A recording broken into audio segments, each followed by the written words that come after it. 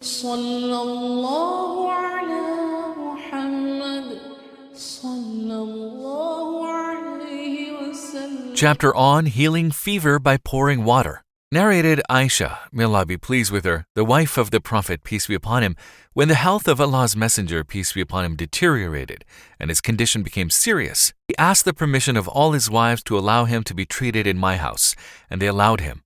He came out, supported by 2 men, and his legs were dragging on the ground between Abbas and another man. The sub-narrator told Ibn Abbas, who said, "Do you know who was the other man whom Aisha did not mention?" The sub-narrator said, "No." Ibn Abbas said, "It was Ali."